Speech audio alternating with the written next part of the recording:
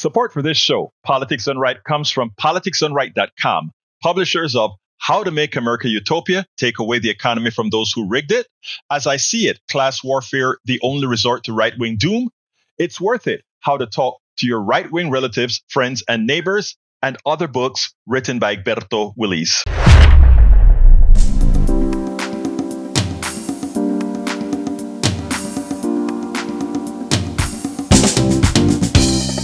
Welcome to Politics Done Right.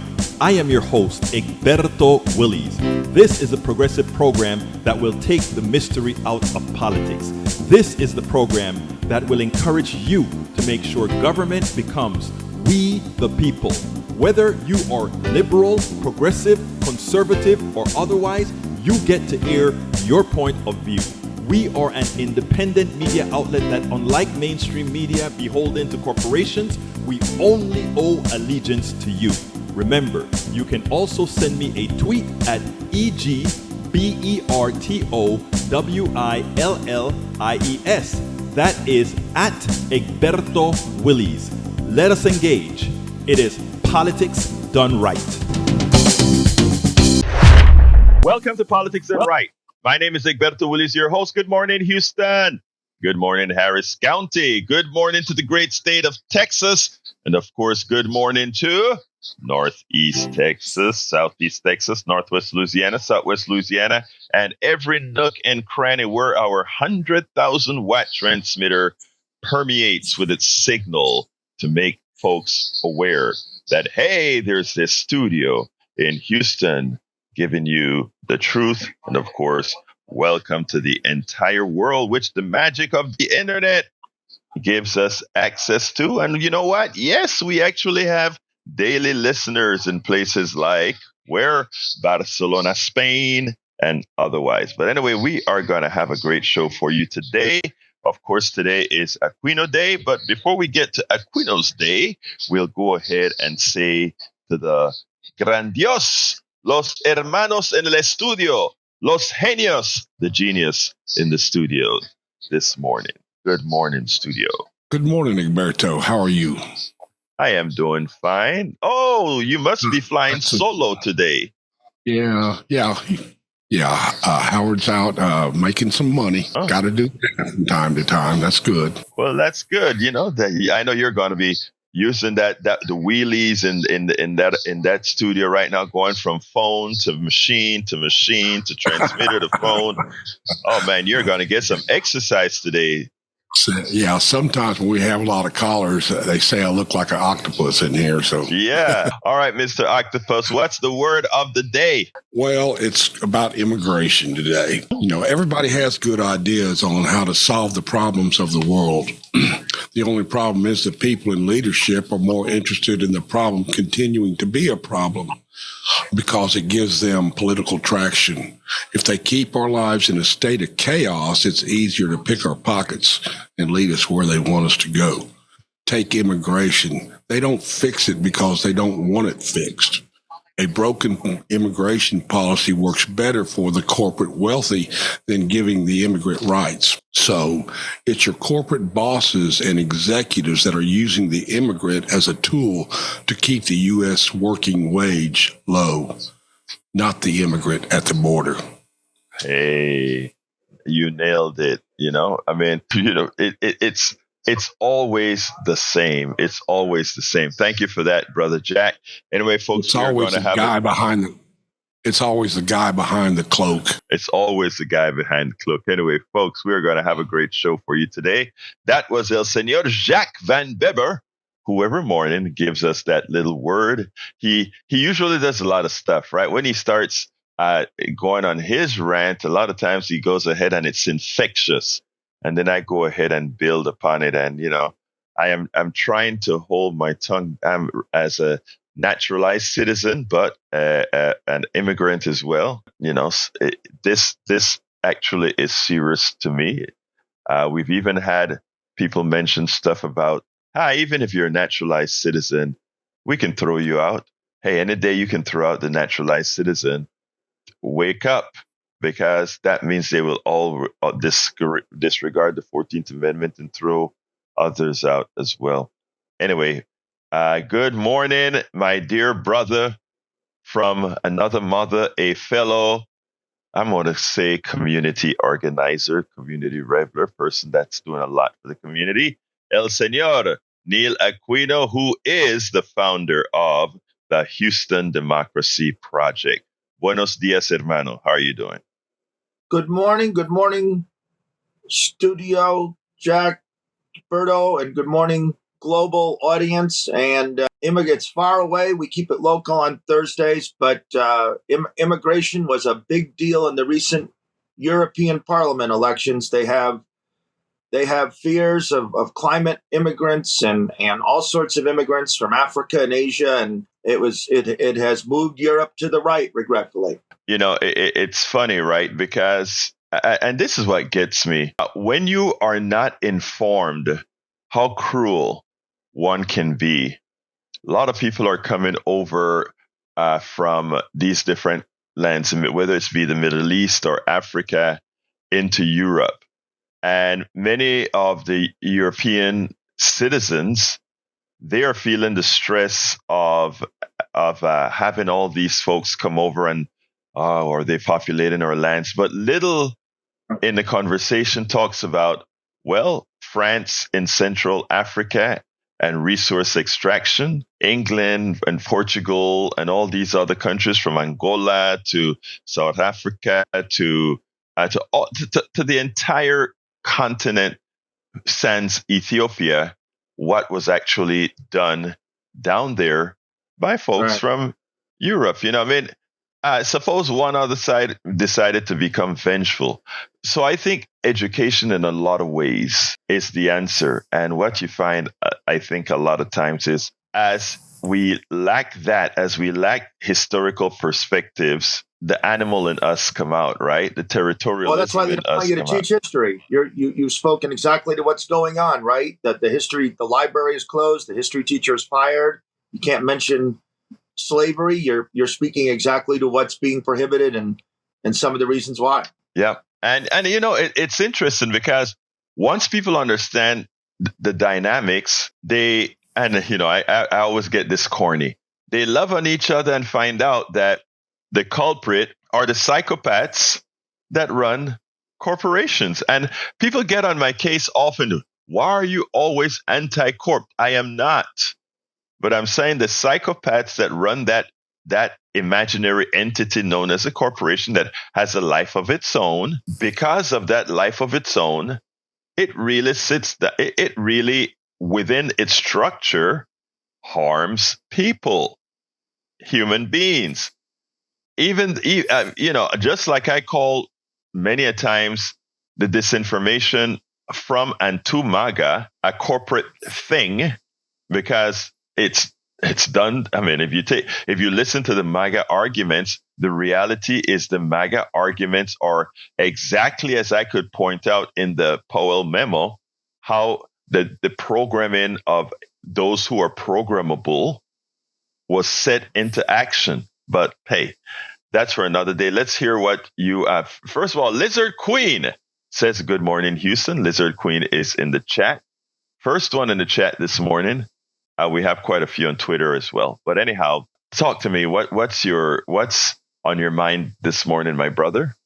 Well, there's a lot going on locally. Yesterday we had our city budget. I haven't written about it yet on the Houston Democracy Project, but the city of Houston approved its budget yesterday, $7.3 billion. That's a lot of money. It was approved 15-2 with council members Pollard and Thomas opposing it. And the firefighters contract, which has been the big news, hasn't yet been ratified because the controller, Chris Hollins, hasn't certified it yet. But they've begun to vote on some of the bond debt to facilitate it. And that contract is going to be a lot of money. We're going to be paying for that in 30 years. That was a focus of discussion. And the firefighters union, the AFL-CIO, came and spoke for it. And I have the firefighters are underpaid, I have felt, but they've also been sometimes bullying and aggressive with council members. And I have mixed feelings. I have they're underpaid. It's a labor win. but it's a union that frequently supports election deniers and tilts towards the right. So it's kind of a mixed bag. You hear union and tilt to the right. It just sounds like an oxymoron, doesn't it? I mean, how does a union tilt to the right?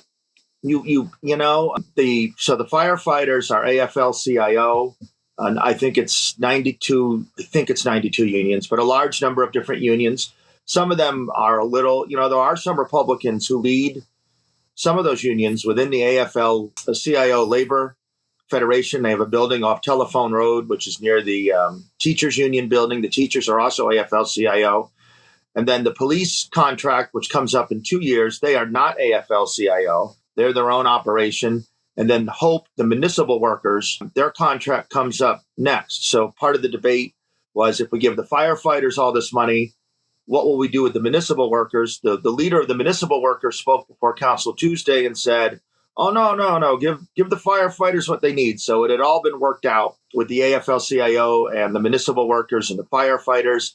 And that will lead to a good contract, or a good for who, I don't know, for the police union. But the city is strapped, and according to budget figures by Sally Alcorn, who is an at-large member of council, the police get $1 billion in the current budget, firefighters $625 million, but parks, I think it was $89 million, and library $52 million. So an awful lot of money goes to police and fire, and a lot of our parks and libraries remain strapped. That I find sad. Like I said, people. I was watching that guy in Louisiana, Garrett.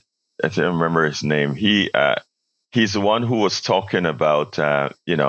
He understood what defund the police meant, but he would have never used those words, because in essence, what folks want to do is reallocate resources. Cops shouldn't be psychologists. Cops shouldn't be all these different things. We need to reallocate resources. Let the cops do where you need an armed person, but where we have traffic stops and all that kind of stuff, we don't need somebody with a gun doing all that kind of stuff. So it is interesting that we got to get it right, and I fear that the minds of so many are so corrupted already in our country, where we live by the gun. What is it? The guns. I forgot the things. Gun Bible, something like that. Phrase like But we have to. Yeah, we have to get it right. I mean, you take a look at countries like England, where you don't have the mass killings that we have here in the aggregate. You find your cops don't even walk around with guns. Doesn't give you the opportunity to harm other people. So anything else that you want to add to this particular subject before I jump to Joe? It's just that John Whitmire was elected. John Whitmire had done lobbying for the firefighters as a senator. And of course, he got rich as a senator. And one of his clients had been the firefighters. So I'll tell you, whatever they paid him, they got a good deal. And the long fight between the firefighters union and Mayor Turner, I think they both, Marty Langton is the head of the firefighters union. I think they both did a substantial disservice to the city by not being able to work out, and created a really toxic atmosphere. And now John Whitmire's been able to come and use that atmosphere to just make everything public safety. And you think sometimes, I was thinking last night, we should just rename Houston, rename it Police Department, Fire Department. Yeah, because it feels like that's all we got, and we can other services are just struggling. Yeah, I mean it's amazing. A modern city with pipes busting, but we have well-paid firemen. Look, I am for well-paid firefighters and well-paid. I mean, you'll find it hard for me to go against paying all the city employees a lot. And here's the deal: I disagreed with Turner. Houstonians said they wanted to pay the firefighters a hefty or a better salary. I think Turner should have made it happen. And the truth of the matter is, but they should also say, okay, we're going to pay the firefighters. Now you have to pay for it. The people who said pay them more, okay, this is how much taxes we'll raise so that we don't have to put bonds out there to put their pay on credit. I agree. And I am willing to pay more taxes to make sure that our first responders are taken care of. That was part of the dispute. I mean, that part of the dispute was Whitmire's boasting that he didn't add fees or services. Now, fees or any type of revenue enhancements, Councilman Pollard especially was saying, no, we need to add revenue. So we have a revenue cap. We had this demands by the firefighters. We're not paying any extra taxes or fees, and that's not sustainable. That's just not sustainable. I want these people paid, but they're serving us, but I want to pay for that. I don't want, machinations for it to come out of libraries, for it to come out of parks. If we think that we need more cops, then let's pay for it. I don't think we need more cops. I think we need more heart. But let's go to Joe, and then we'll move it on from there. Come on in, Brother Joe. Hey, Egberto. Good morning to you. Good morning, sir. Hey, I just want to share a couple thoughts this morning. The KPFT is changing, the demographics are changing, right, and the political landscape is changing. Your guest mentioned that Europe is he says it's moving to the right, but that's really just a label. That far right label. It's a dog whistle, right? So I think that it's people that this is happening because people are starting to see through progressive nonsense. And kudos to Jack this morning for putting it together that unchecked immigration leads to low wages, right? But just to share an example, I would want to call and share an example. One example each time I call of progressive nonsense and progressive hypocrisy, right? But when Trump was first elected president, right, one of the first phone calls he made, some bureaucrat raised his hand and said, "Oh my God, influence and conflict of interest for this call with Ukraine," right? And they just proceeded to just derail the Trump presidency because he's an orange man bad, right? So couple of years go by, and what did he say? He said, "Hey." Trump still told the president of Ukraine, "Hey, why don't you look at Joe Biden and the things he's been doing in your country," right? And they turned that into abuse of authority and contempt of Congress, and they impeached him for it, right? It was a big deal.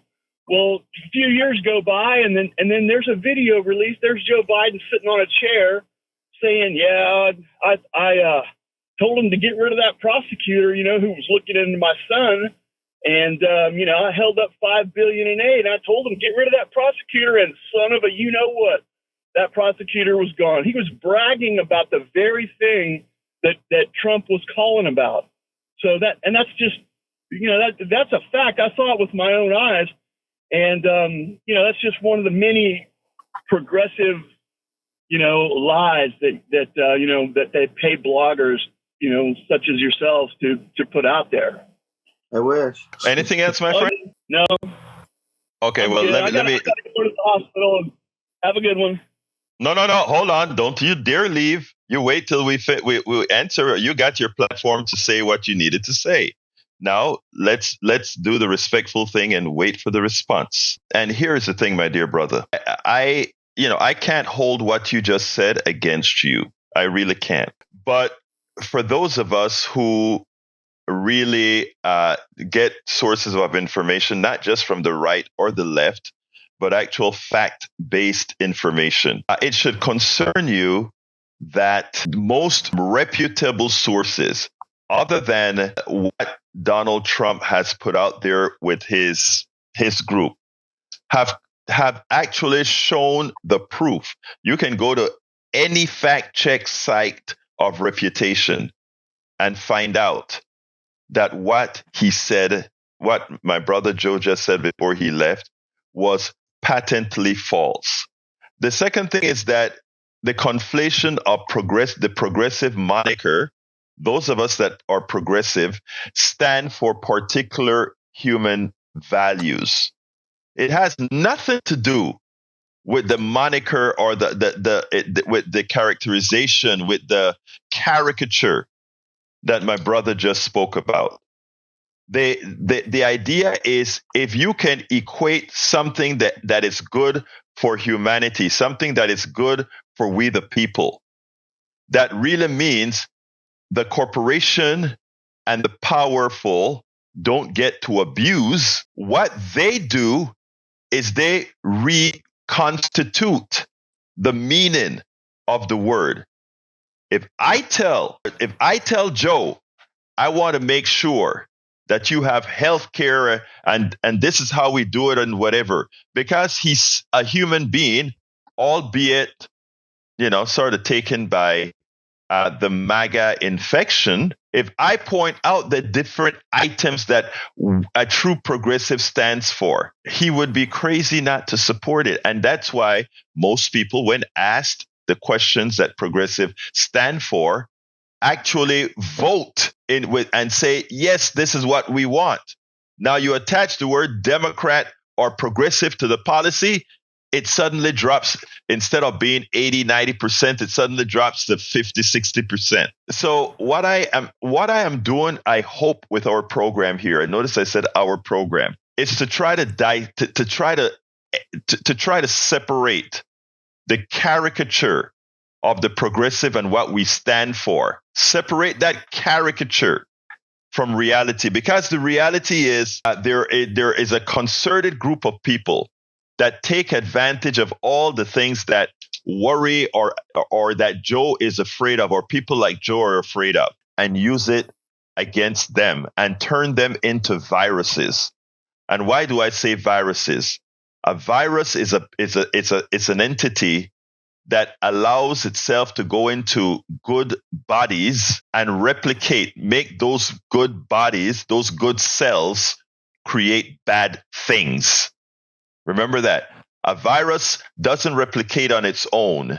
A virus goes into a healthy, good cell and destroys it and makes it into creating a new thing that is not good for you. Steve, come on in. Berto. Good morning, sir. Yes, I can hear you, my brother. Talk to me. Good morning, Neil. I just wanted to say thanks and share a short story.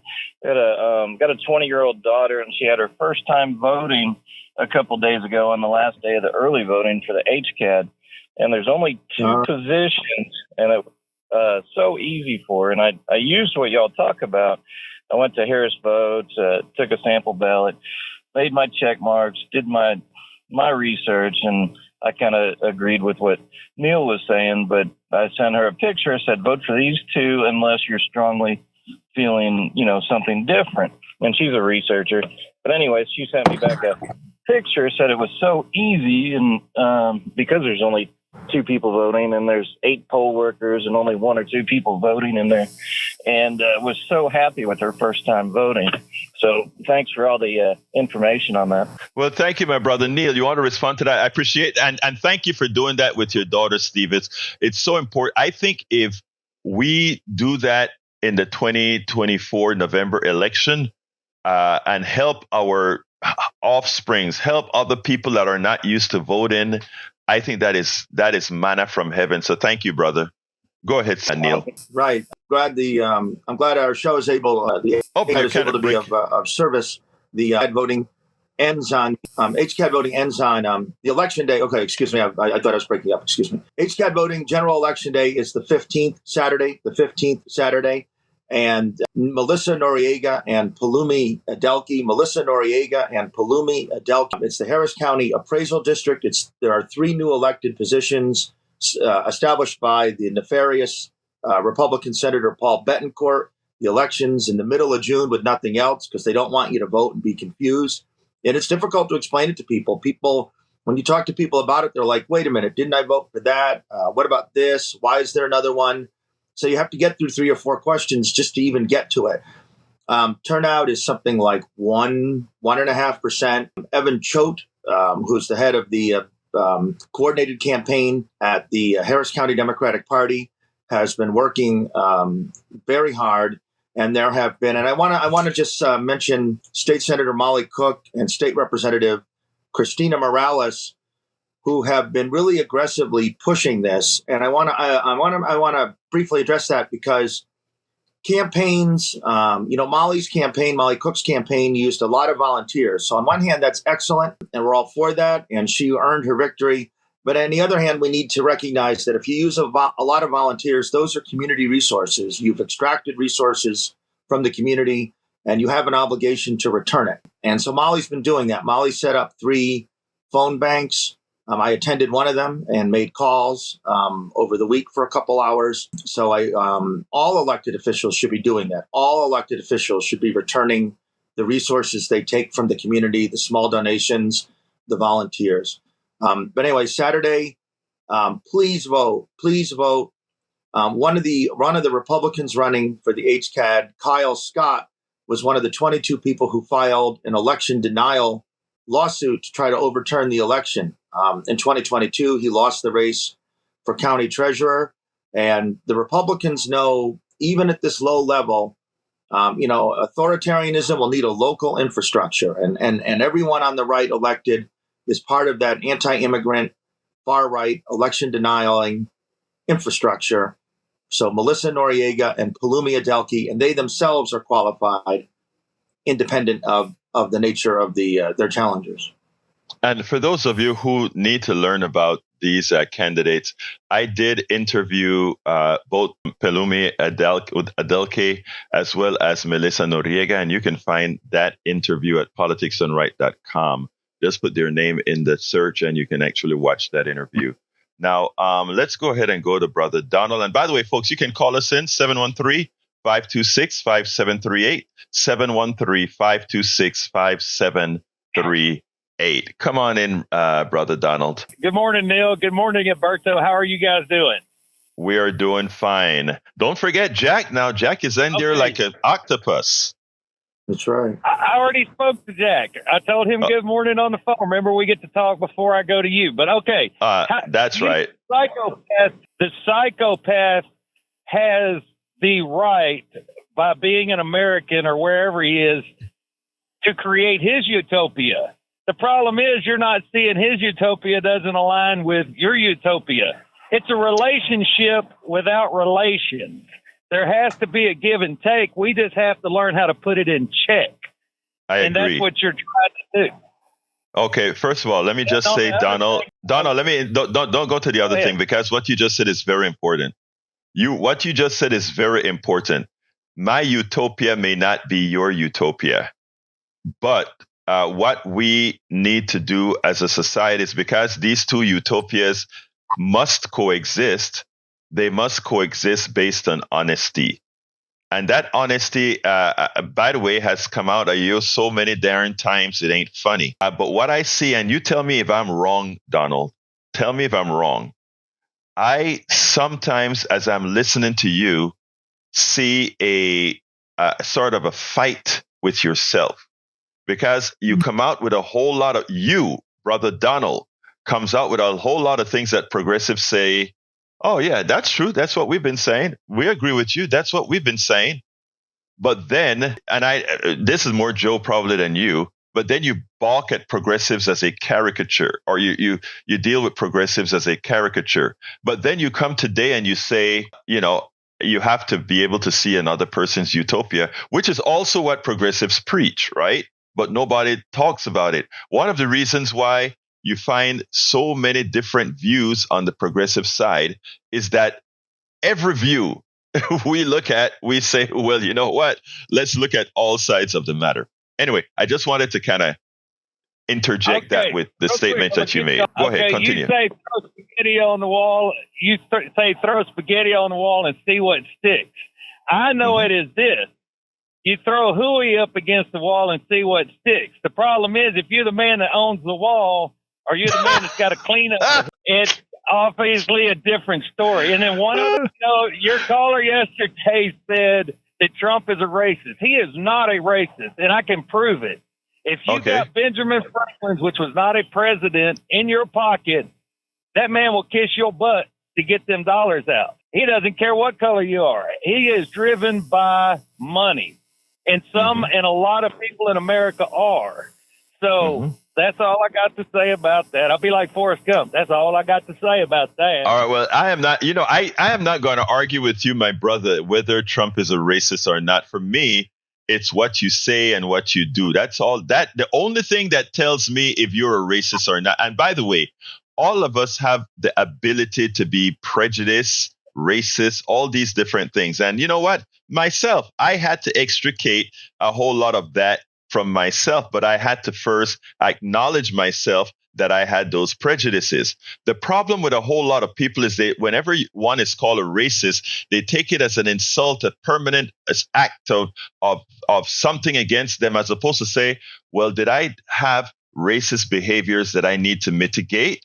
Did I have sexist behaviors that I need to mitigate? Did I have homophobic behaviors that I need to mitigate? In my case, and I always use myself because I don't want it to be an attack on others that are possibly racist, but instead to say you are racist. So why don't you just fix it? It's something that's not your fault.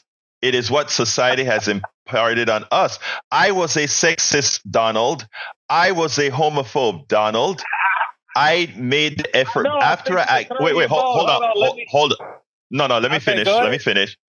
When I chose to acknowledge who I was, those terrible parts of who I was because of where I came from, I made the concerted effort to change, but I had to first acknowledge it was there. And that's what I'm telling folks that are racist or otherwise. Just do that and everything is cool, bro. Go ahead, Donald. There's your next book, Becoming the Better Human. The 12 or 14 or however many steps you have on self-reflection. Remember, I told you the mirror in your bathroom to reflect at the end of the day, and the caricature next to realize life is a joke. So there's your next book. All right, I'll holler at you later. Take it. I thank you for giving me the advice for my next book, brother. You want to add anything to that, Neil, before we jump to Harry? No, let's hear Harry. All right, Harry, come on in. Before Harry, I want to just, we have a full chat. I want to welcome Eric Hayes from Atascocita. I want to welcome Alizarin Dreams. I want to welcome Billy Allison Irwin. I want to welcome Texas Blue Bonnet. I want to welcome Lizard Queen. We got a full house. Thank you guys for being here. Please remember to tell folks about KPFT. Please remember to share, my dear brothers and sisters. Come on in, Harry. Good morning, Neil. Good morning, Jack. And buenos dias. ¿Cómo estás tú? My brother from another mother, Egberto, el profesor Willies. Anyway, buenos dias, hermano. Before I start in on Joe, I usually like a lot what Donald says, but I have to disagree with him that Donald Trump isn't a racist. He is a racist, but he is driven by money, and he does use people. But if he wasn't a racist, why was it then when Fred Trump was running, before he turned it over to the Donald, his real estate business, why did they do segregated housing, and why did they have a C on the application for blacks? And why did Fred Trump have dealings with the Ku Klux Klan? And why did Donald, and I spoke about this with Steve Hunter several months ago, why is it when Donald Trump was president, when he, on the 4th of July, I believe it was the year of, it was either 2019 or 2020, but he went up to, he had the 4th of July celebration at Mount Rushmore. And the Ku Klux Klan had a lot of their meetings up there. I saw this video on that. So I don't know about Donald Trump not being a racist. And then can I before you go to your second subject, Harry, because I want to touch on that, and I want everybody to hear this. I really don't care if Donald Trump is a racist. I don't care if any politician is a racist or whatever they are. Honestly, I don't. What I care about, because I have no love for politicians as far as I think they're going to come and have dinner with me. So I don't have to be around them. I want us to disassociate, because a lot of times we get into discussions where we talk about, is he a racist? Is she a racist? Is he not a racist? Does he like this? Does he not like this, etc.? The only thing I can judge folks by, that I care about these politicians about, is policy. And I think, and I say this respectfully, Brother Harry, I think if we get off the whether they're a racist, sexist, homophobe, xenophobe, and concentrate on dictating what policy is supposed to be that help all of us, I think we'll clear a bar. But that is just my opinion in that I think if we disassociate race and all these issues and say, as long as this person does X, Y, because that's all we need the politician for. They're the representative that's out there to do right. Continue, my brother. Right, and then the Central Park Five. He never apologized for those people, and they were eventually exonerated. But he never apologized for when that rape happened to that white woman, and he thought that those Central Park Five blacks. All right, go to your second point, Harry. Harry, go to your second point. Okay, I'll get off of that. I wanted to push back on Joe. You know, it's progressivism is not nonsense. Progressivism is so that everybody has a chance in the society. Progressive people believe in investing in people. And as you mentioned earlier, Egberto, during your monologue, when you run into people and you say, why do you always talk against corporations? You're anti-corporation, and you're not anti-corporation. What you are, you always talk about many times on the show, and you broke it down yesterday when you were talking about capitalism, is corporations should pay their fair share of taxes, and then they should stop ripping off the poor employee.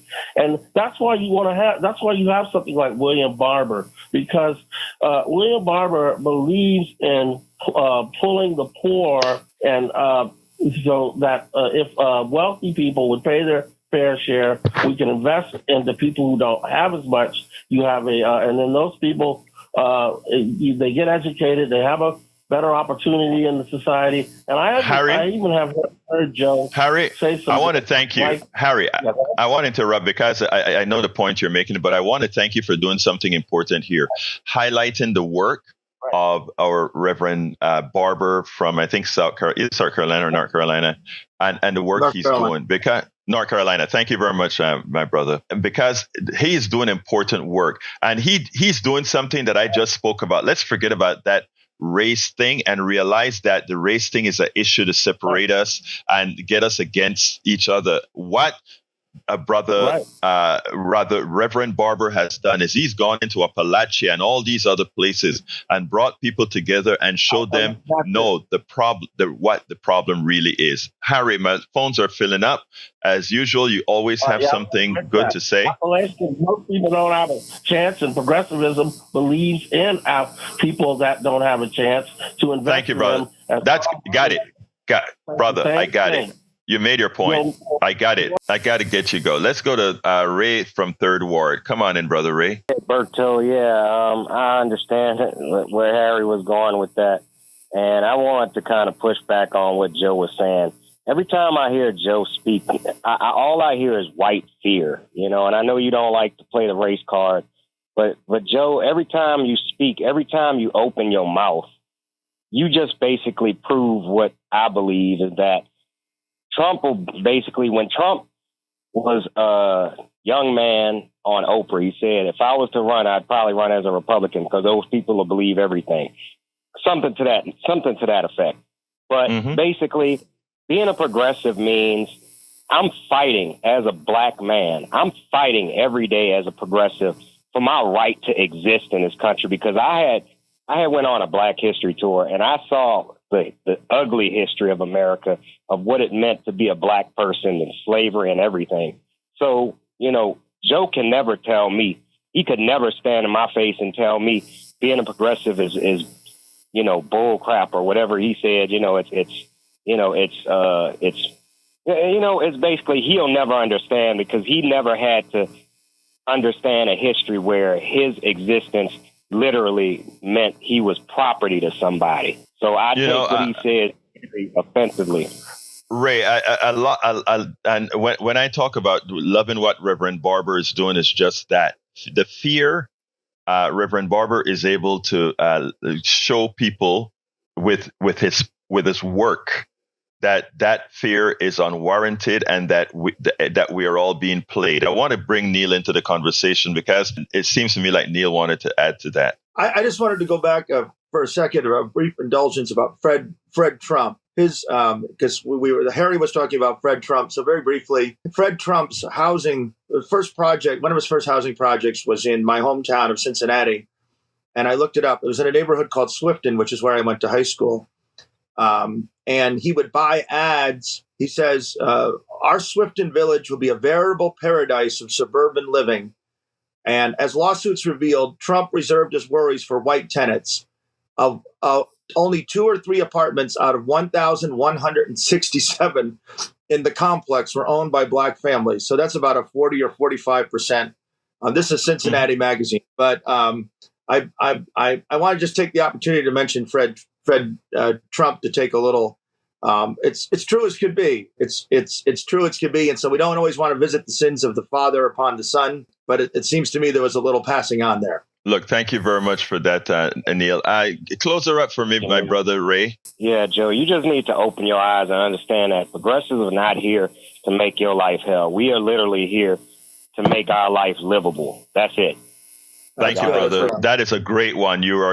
Thank you for those last words, especially Brother Ray. Let's go to Marlene. Marlene, come on in. Line number 5. Hey, good morning. Good morning, Marlene. How are you doing this morning, sister? I'm good. So I missed Joe's comment. I'm on my way to work, but we're talking about progressive. And I just want everybody to remember, it used to be the bleed at heart liberal. Okay? We embraced that. And so they turned it around. Now, it's actually, progressive is kind of losing its tinge. Now you're a socialist, or, they pick names and they try to degrade you with that. If we embrace it, then they got to pick something else. It's all it is fear. When we decide to stand up and say, yes, we're liberal, we gave you clean air, we give you clean water, FDA, anything that is good in society was done by liberals. Okay. Sorry for interrupting, Marlene, but I think you nailed it, right? And the thing about it is, here's what's the funniest thing is liberal and progressive and all these words is not something associated with party until they decided to create that split.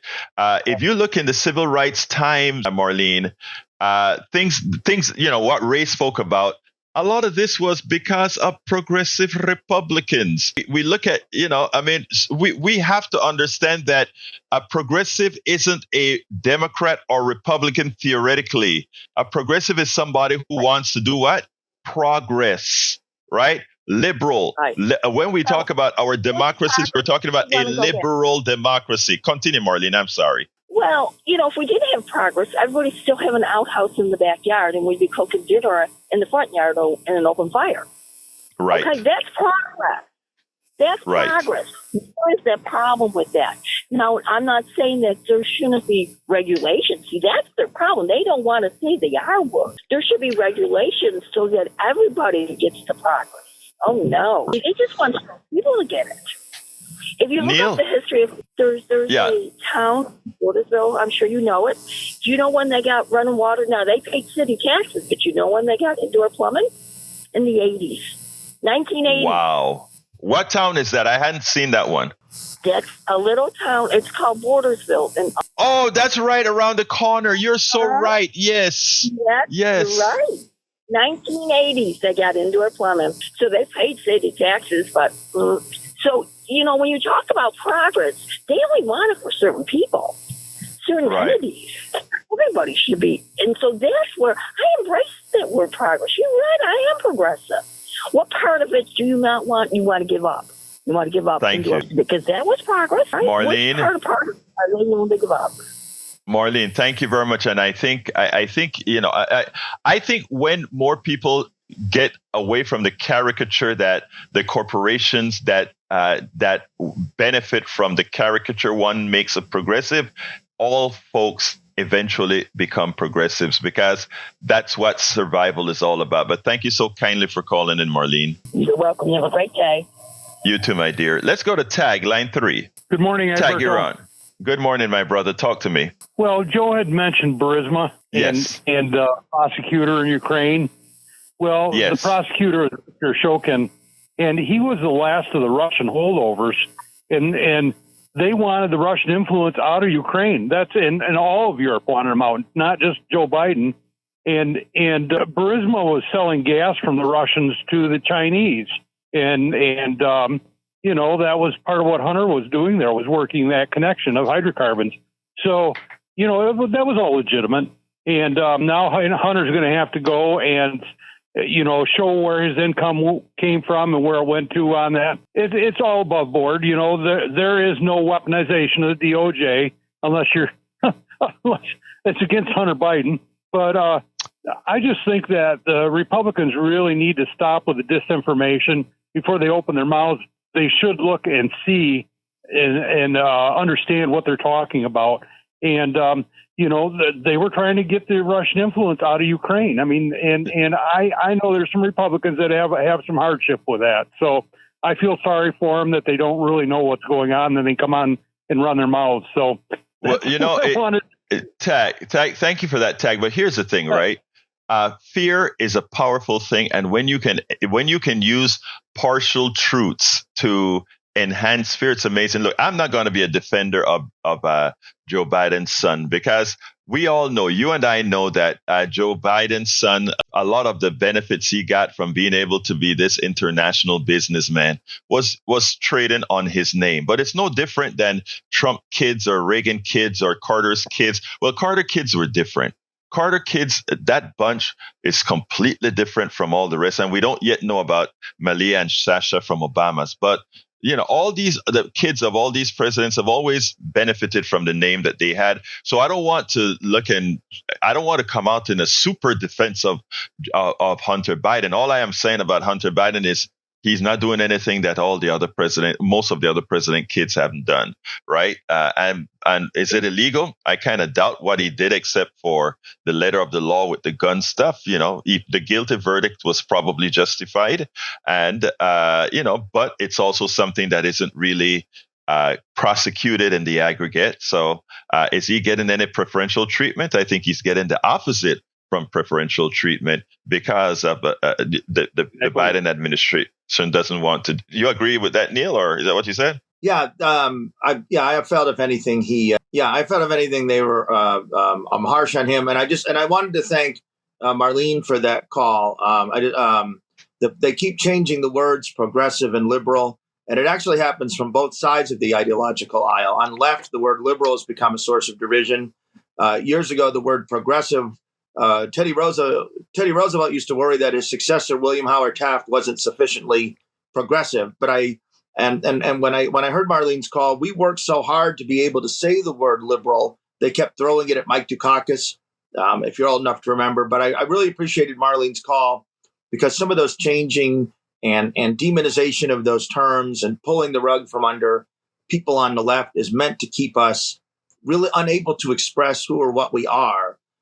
Because the terms keep getting changed and demonized. So I think Marlene caught that well. And both of us, I think, would admit we are proud liberals. We are proud progressives. And I think a progressive is a deeper instantiation of liberal. But, I could be wrong, but that's how I've always seen it.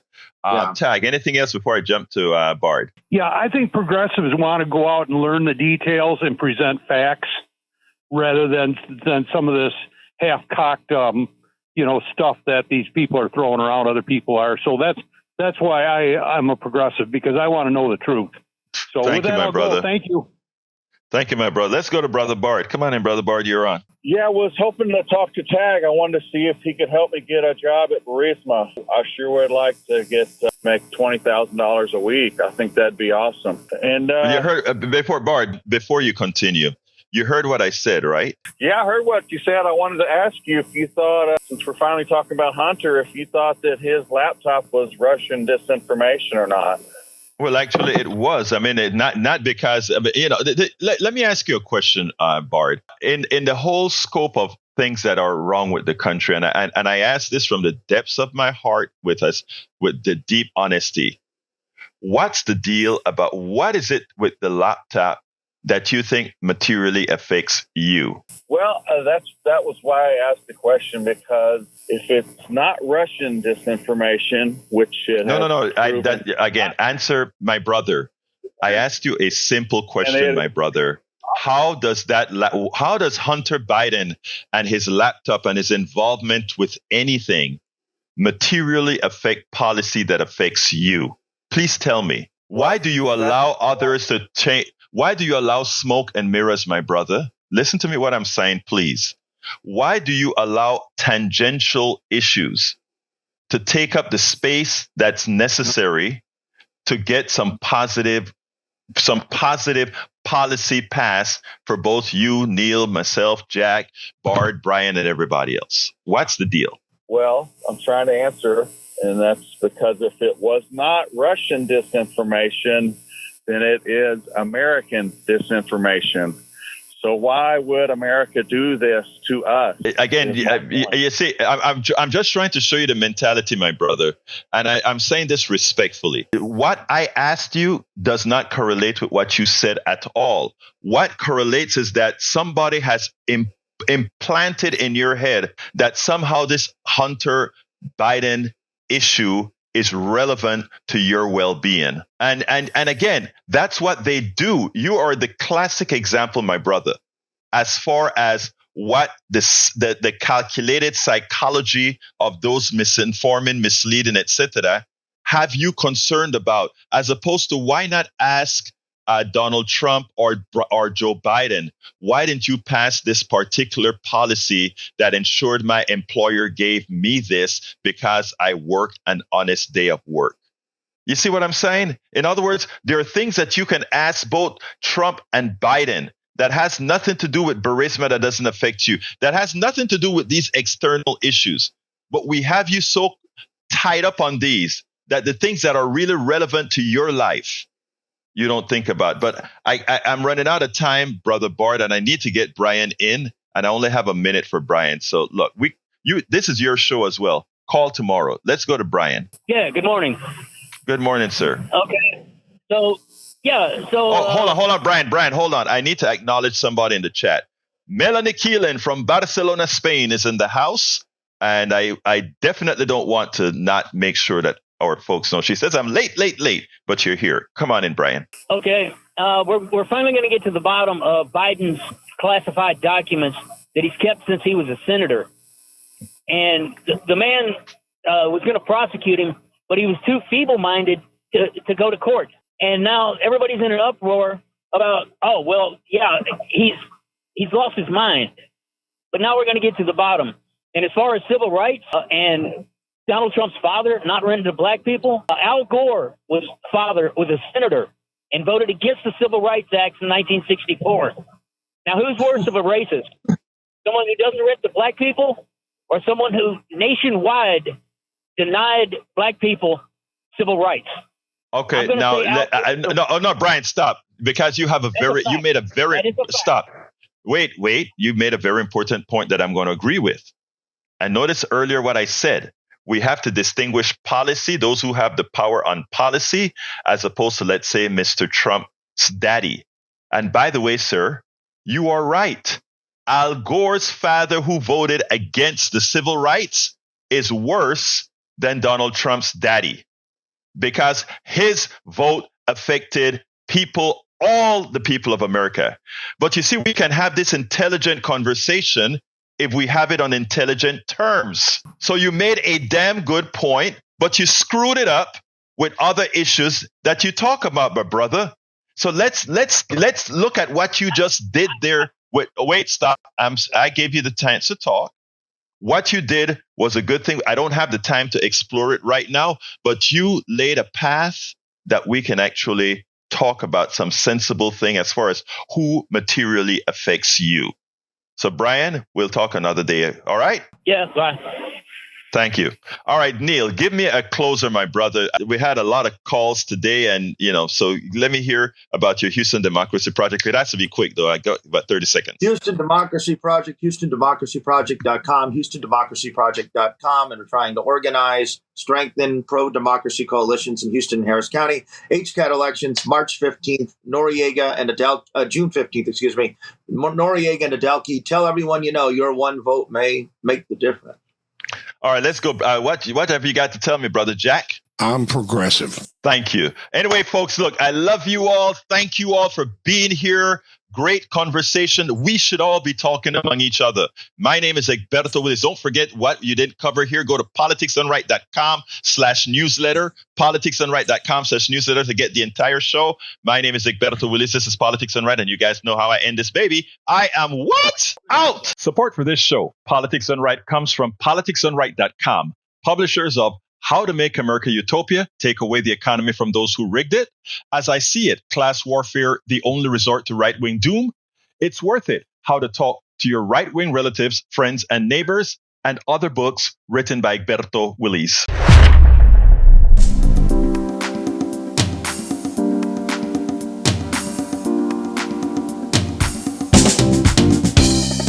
Welcome to Politics Done Right. I am your host, Egberto Willies. This is a progressive program that will take the mystery out of politics.